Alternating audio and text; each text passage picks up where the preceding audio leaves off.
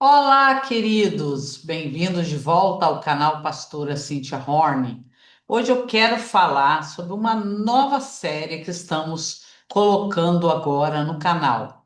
A série chama-se, deixa eu puxar aqui, meu compartilhamento de tela,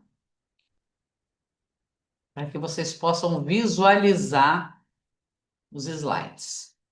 Então, série Bem-aventuranças. Vou me basear em Mateus capítulo 5, apesar do evangelista Lucas também falar das bem-aventuranças. Então, vou me basear, estar mais fixada, mais focada em Mateus capítulo 5.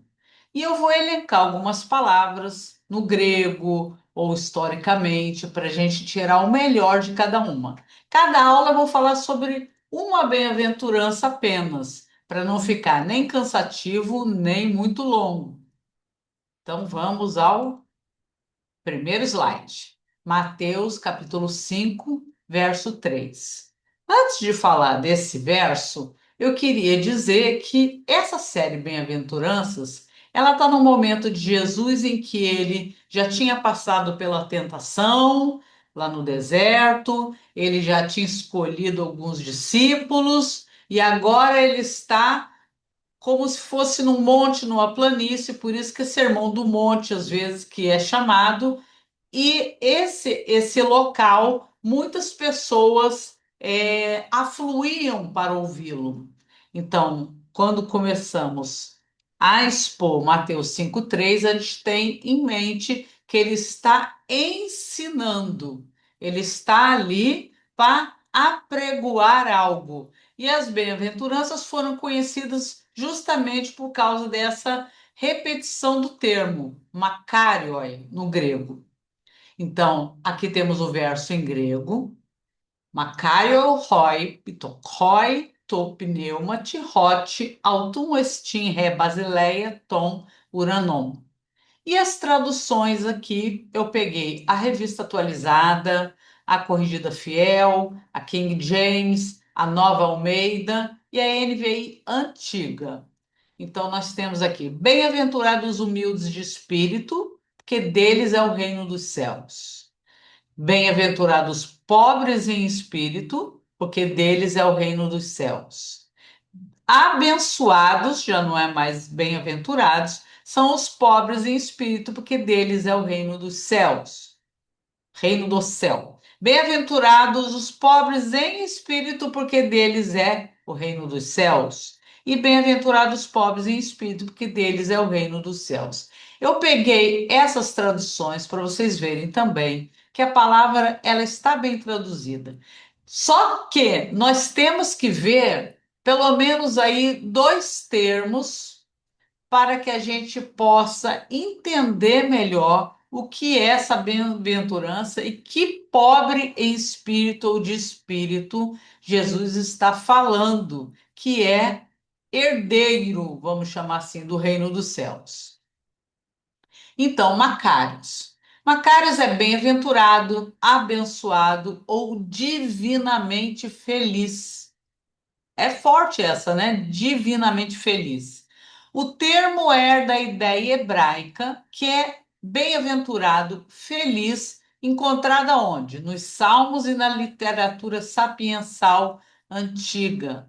Na Septuaginta, vocês vão lembrar que eu falei sobre a Septuaginta na série onde eu falo do Bíblia Aberta, se não me engano, na aula um, 2 ou 3. Falei da Septuaginta, que é a primeira tradução em grego, vindo lá do hebraico do Antigo Testamento, ainda lá nos tempos na cidade de Alexandria. Então, na Septuaginta, Macários traduz regularmente essa palavra e ela liga o termo a quê? A fidelidade à aliança, aquele que confia, teme ou espera em Deus. Então, o bem-aventurado é ligado a esse termo de fidelidade à aliança. O que é essa fidelidade à aliança? É aquele que confia, teme ou ele está apenas esperando em Deus porque confia em Deus. Tem uma fidelidade ali na aliança. No primeiro século, que estamos falando do grego do Novo Testamento agora, então estamos falando no primeiro século, essa forma de bem-aventurança era bem conhecida no judaísmo. Então Jesus está falando algo que não destoa do seu tempo e também não destoa do conhecimento de quem está ouvindo o sermão. Essa segunda palavra, pitokros, ela vem de um termo que significa ter medo. Ela vem desse termo. Ser dependente totalmente de outrem ou de algo. E como um adjetivo seria pobre, mendigo, pedinte. Existe uma outra palavra para pobre no grego, que é a penens, que dá a ideia de alguém que não poderia viver sem uma renda, um trabalho. É bem diferente da palavra do Sermão do Monte, que pode ser um mendigo mesmo, que precisa de socorro. A ideia é esse ter medo porque é dependente totalmente de outrem ou de algo. E em Mateus aqui ela é colocada como um adjetivo. Então é alguém que é dependente, é alguém que é pobre, é mendigo, é pedinte, mas ele precisa de alguém ou de algo. Então ele é aquele necessitado, como se fosse um mendigo que precisa ali de Deus. Vamos colocar assim para ficar metaforicamente melhor. E essa apresentação, que ela é bem curtinha, vai ser apenas um verso por aula, a gente tem a tirar aqui que bem-aventurado, então, o divinamente feliz, abençoado que nós vimos, os humildes ou os pobres são aqueles que são os dependentes totalmente de Deus, porque deles qual é a herança? É o reino dos céus. Então, os pobres ou humildes, como é traduzido aqui, mas fica melhor com essa questão de pobreza da necessidade totalmente dependente de Deus, depende de Deus para absolutamente tudo.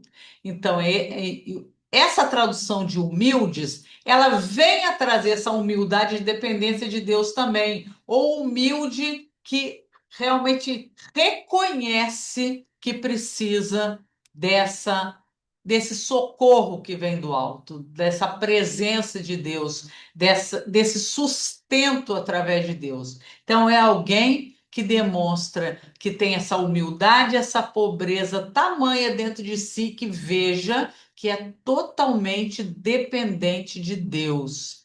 Então, eu gostaria que você pudesse comentar o que você achou, se te trouxe uma nova maneira de ver essa primeira bem-aventurança, se você tinha uma outra ideia, se você quer compartilhar algo a esse respeito. E eu agradeço você ter ficado até aqui por essa exposição. E eu vou continuar então entre Parábolas, que é uma série que não encerrou ainda, e também essa série nova das bem-aventuranças. Espero que você tenha gostado. Compartilhe aí o vídeo, compartilhe o canal e assina se você ainda não assinou. E desde já eu agradeço novamente e até a próxima, querendo Deus.